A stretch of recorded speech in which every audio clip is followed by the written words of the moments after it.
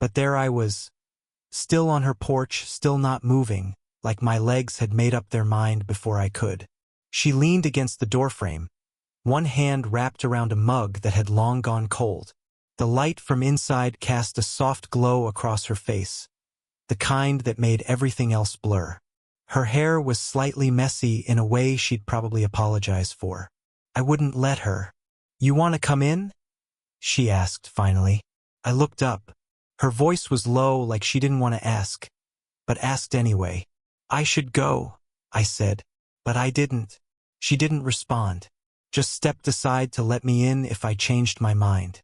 She always did that, left space for people to decide things on their own. I think that's why people loved her, or feared her. I was somewhere in between. Inside it was quiet. A soft song played from her kitchen, jazz maybe. Something old. Something I wouldn't have liked before I met her. Her living room smelled like rosemary and old books. She tossed her cardigan on the couch like she wasn't worried what I'd think of the mess. That was new. When I'd first started coming by, she always tidied up before I got close to the front step. Now, she didn't bother. She sat down on the arm of the chair across from me, legs crossed, one hand in her lap, the other brushing her hair behind her ear like she was trying to keep herself from saying something stupid. I knew that move. She did it every time I said something that made her uncomfortable in a good way. "So?" she asked. "You gonna tell me why you really stopped by?" I could lie. I could have said I was just in the neighborhood, that I missed her cooking, that I needed to borrow something. But none of that was true. "You said something last time," I said, watching my fingers trace a line on my jeans. "Something about not being good at this." She tilted her head, wary. "I say a lot of things I shouldn't." "Yeah, but this one stuck." I looked up. "You said people like me don't stay."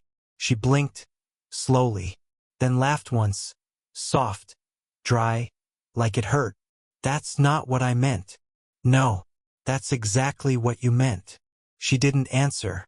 Her mouth opened slightly, but no words came. "You think I'm too young, that I don't know what I want, that someday I'll leave because I'll wake up." She looked away then, to the floor, the couch, anywhere but me. She always looked strong until she didn't. Then it was like watching someone walk barefoot over glass, too proud to wince. "I know what I want," I said, "and it's not some phase."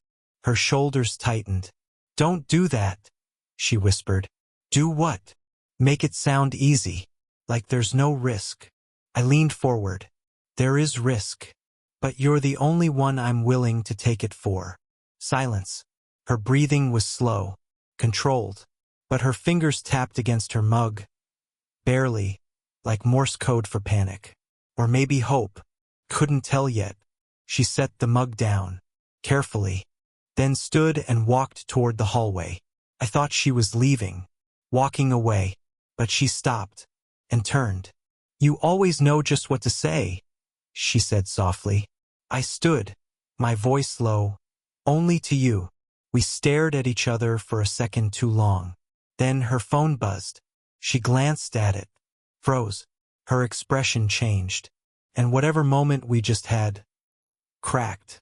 She didn't answer it, just stared at the screen until it dimmed out. I looked away, like I wasn't watching, like I didn't already know. Lucas, my friend, the reason I met her in the first place.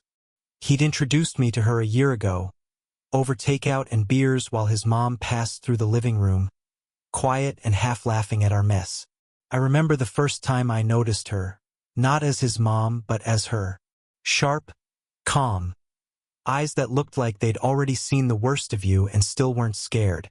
And I remember hating myself for how I felt. Still do. "You should call him back," I said. She set the phone down on the counter like it burned.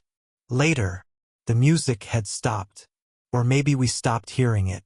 I sat back down, further away this time. My pulse was still high, like her silence was a question I didn't want to answer. She didn't sit, just stood by the kitchen entrance, arms crossed. Not cold, just closed. "I'm not doing this to him," she finally said. He wouldn't understand. I let out a dry laugh. Of course he wouldn't. You're his mom. I'm his idiot friend. I get it. She looked at me then, and for the first time I couldn't read her expression. I was married for 16 years, she said. 16 long, complicated years. And I spent most of them waiting for someone to really see me. Not the wife. Not the mother. Me. I watched the way her fingers tightened around her wrist. And you're the first person who has, she added quieter. But that doesn't mean we get to pretend this is normal. Who said I want normal? She shook her head. You say things like that now, but someday you'll want someone your age. Someone you can grow old with, not someone who's already halfway there. That's not fair. It's honest. Her voice cracked just a little, just enough for me to notice. I stood up, slowly, not touching her yet, not even stepping close, just watching. I don't care how old you are. I care how I feel when I'm around you. And that's not something I'm pretending. She stared at me, mouth parted like she wanted to argue, but couldn't. And then, for the first time, she didn't pull away. I walked up and stood in front of her. She didn't move. So I reached up, carefully, and tucked a loose strand of hair behind her ear. My fingers brushed her cheek, and she inhaled sharply, but didn't stop me. I think about you more than I should, I said. She closed her eyes for a moment, then opened them, and whispered, Me too. We stood there, close but not quite touching. Like if either of us leaned 1 inch forward, it would all become too real. And that's when the front door clicked. The door creaked open, just enough to let in a breeze and a voice. Mom! Lucas. Her whole body tensed. She stepped back like I'd struck her. I turned, heart racing, already putting distance between us. She was fixing her cardigan, smoothing her hair, like we hadn't just stood inches from breaking every rule we'd sworn not to name. Lucas stepped into the hallway, keys still in hand, face flushed from the late summer heat. Oh, he said, catching sight of me. You're still here. I smiled too quickly. Yeah, just heading out. He looked between us. The air was too quiet. His mom's eyes didn't meet his. I walked past him with a nod. Good to see you, man. Wait. He glanced over his shoulder at her. Did I interrupt something? I stopped at the door. My hand hovered over the knob. No, she said too fast. We were just catching up. I didn't turn around. Couldn't. I walked out before my face betrayed me. I sat in my car for 10 minutes, engine off, windows rolled down, gripping the steering wheel like it owed me answers. My phone buzzed. I'm sorry. I stared at the screen, then typed, I'm not. Deleted it. Typed, is he staying the night? Deleted that too. Finally, you okay? No reply. 2 days passed. I tried not to text. Failed. Tried again. On the 3rd day, I got a voicemail. Her voice, soft but trembling. I need to not want this. You understand that, right? Please tell me you understand. I didn't, but I wanted to. That night, I found myself back at her door. I wasn't even sure how I got there. Just ended up parked outside like muscle memory. The porch light was off. I should have left. Instead, I knocked. She opened the door in silence, eyes red like she hadn't slept. Her hair was up, loose strands falling around her face. She was barefoot. We stared at each other. Then she said, This is a mistake. I stepped inside anyway. She didn't stop me. In the living room, we sat far apart on the couch, like space could save us. I used to think I had time, she said quietly. Time to figure things out, to love right, to be the version of me that someone could stay for. I watched the way her fingers gripped the hem of her sleeve, barely shaking. I don't think I believe in that anymore. I leaned forward, elbows on knees. I don't want the future version of you, I said. I want this you. Her eyes flicked to mine, and held. We didn't kiss. But something passed between us anyway. That feeling. That terrifying, irreversible shift. She didn't reach for me, but her knee brushed mine and didn't move away. And we sat like that, so close it hurt, so still it hummed. She pulled away from the couch first, like she realized how long we'd been sitting there, knee to knee, not saying anything but feeling everything. "I shouldn't let you keep doing this," she said, standing. Her voice was rough, tired. "Coming here, waiting for me to make the decision you won't." I stood too slower. "I have made the decision. You're the one acting like it's poison." "Because it is." Her tone cracked just enough for me to hear what she was trying not to say. "I can't lose my son over this." And there it was. That truth again, sharp, cold, unavoidable. I took a breath. "You think he wouldn't forgive you?" "No," she said, arms crossed, eyes flaring. "I think I wouldn't." Her hands trembled slightly, just once, before she shoved them into her pockets. "You don't get it," she went on. "You walk in here like it's all about wanting each other. But I have to live with the consequences. Every day, every stare, every... Then tell me to stop coming," I said, suddenly louder than I meant to. "Tell me to go. Tell me it meant nothing." She froze. I stepped closer. "Because I will. I'll leave if that's what you want. But I need to hear you say it." She opened her mouth, closed it, bit her lip hard, then whispered, "It didn't mean nothing." The words hit my chest like a bruise. "You were supposed to be harmless," she said, half laughing, half breaking. "Just a kid crashing on my couch after too many beers with Lucas. Not someone I think about when I'm folding laundry or trying to sleep." I took another step, almost trembling now. "I think about you every day. Every damn day." She blinked. Once, twice. "I remember things," I said. "Stupid things. The way you stir your coffee. The sound you make when you're trying not to laugh. The way you never say what you actually mean." She looked at me like she wanted to run, or fall forward. "I watch you pretend," I added. "And I can't breathe." That did it. She turned away, toward the wall, the window, anywhere but me. Her hand went to her mouth like she could press the feelings back inside. "I wish I'd met you 10 years ago," she said. "I wouldn't have seen you then," I whispered. "Not like this." She looked back at me. Her eyes were wet, but unblinking. One step, just one, and we'd be past the line. I raised my hand, slow, like asking permission. She didn't flinch when my fingers brushed her cheek. She didn't breathe. Our faces were inches apart now, closer than ever before. She whispered, "Please don't." But she didn't step away, and I didn't move either. Then the door handle turned. The door swung open, and Lucas stepped inside. His eyes moved between us instantly. Her flushed face, my raised hand, the charged stillness of a room that had just been holding its breath. He froze. She didn't move. I stepped back like I'd touched fire. Lucas blinked. Once, twice, and then, "What the hell is this?" No one answered. His gaze snapped to his mother. "Mom!" She opened her mouth, closed it, looked pale, like the truth had caught up faster than her courage. "Lucas, let me explain." He turned to me instead. "Are you serious right now?" "Her? I didn't mean..." I tried, but my voice sounded wrong, too thin. "You didn't mean what?" he snapped. "Didn't mean to sleep with my mother?" "We haven't..." She cut in quickly, her voice firm now, terrified and protective all at once.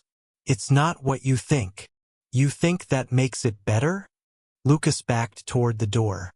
"How long has this been going on?" No one answered. The silence was the answer. He let out a bitter laugh. "Jesus, I invited you into our house. You stayed here.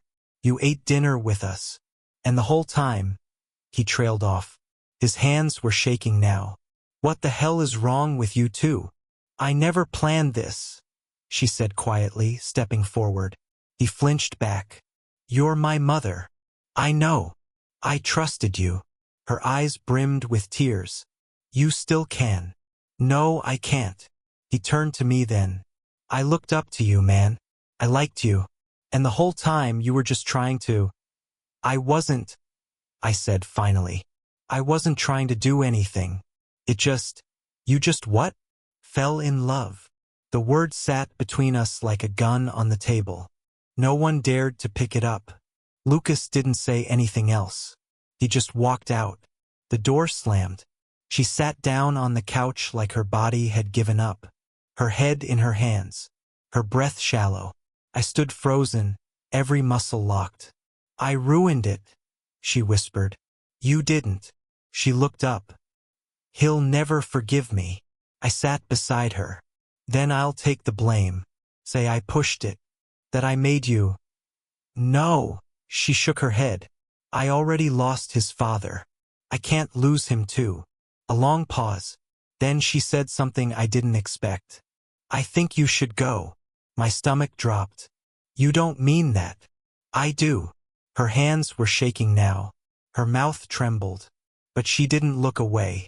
I can't fix this if you're still here. I stood, numb. I didn't hug her. Didn't reach for her. Didn't say goodbye. I just left. And as the door closed behind me, she didn't stop me this time. I didn't sleep for days. The world moved on, but I didn't. I went to work. Ate just enough to avoid questions. Told Lucas I'd give him space. He didn't answer. And she disappeared. No messages. No missed calls. Not even a voicemail to say goodbye. I saw her again by accident. A week later. Grocery store. Aisle 5. I froze when I spotted her, reaching for a can of tomatoes, looking like she was trying to be invisible. She wasn't wearing makeup. Her eyes were tired. Hair in a bun she probably threw up in the car. And still, God, she looked beautiful. I stepped forward. Slowly. No plan. Just ache. She saw me. Paused. Then offered a smile that didn't reach her eyes. Hi, I said, barely above a whisper. Hi. Silence. I glanced down at her cart. Lucas still not talking to you? She shook her head. He's staying with his dad. Just for a little while. She didn't say because of us. But she didn't need to. I looked at her hand. No ring. Never had been since the divorce. Still bare. I didn't come here to see you, I said quietly. I know. I've tried to forget you. A beat. It didn't work. Her shoulders rose. Slow inhale. And she looked up at me like she already knew what was coming. I keep thinking about that night, I said. The one on the couch. Where we almost... She nodded. Once. I should have kissed you. No, she said softly. You did the right thing. I laughed under my breath. Then why does it feel like I lost something I'll never get back? She bit her lip hard and turned away like she might cry. I took a step closer. My voice broke. Tell me it didn't mean anything. I'll walk away. You won't see me again. She looked back at me. And in that moment, something cracked. She said, you were the first person to look at me like I wasn't past tense. And that broke me. I don't want to be a mistake you bury. You're not, she said, shaking her head. You're the one I'll remember when it's quiet. A pause. I reached out, slowly, just my fingers brushing hers by the handle of her cart. Not enough to be a scandal. Just enough to feel it.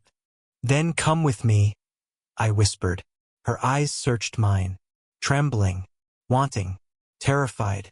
And for one impossible moment it almost happened. Everything we didn't say rising like a tide, but then she smiled. Sad, soft, wrecked, and said, not yet. I watched her walk away. Didn't call her back. Didn't beg. Because now I knew. She loved me. She just wasn't ready to let herself have it. Not yet. 3 months. That's how long it took. Long enough for Lucas to come back to town. Look me in the eye, and pretend I didn't exist. Long enough for her to stop showing up in places I might accidentally run into her. Long enough for the ache to become part of the background noise. And then she texted, "Can you meet me? Just talk." No punctuation. Just her voice behind the screen. Careful, unsure, still soft. We met at the park. Not our usual place. Neutral ground. Wide space. Fewer memories to trip over. She sat on the bench before I arrived. Same coat. Hair down this time. And when I walked up, she looked older than I remembered, but in a way that made me want to hold her more, not less. "Hey," I said. She smiled. "Hey." I sat beside her, not too close. She took a breath, slow, deliberate.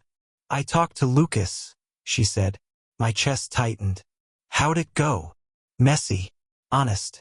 Better than I thought." She paused. "He's still angry, but he's listening now." I nodded. Waited. I told him the truth. Not all the details, but enough. That it wasn't casual. That it wasn't just wrong. She looked at me. Really looked. I told him I fell in love with someone I wasn't supposed to.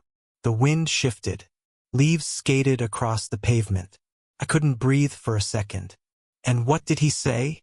She smiled, small and tired. "He said it still hurts. But he gets it." I looked down at my hands.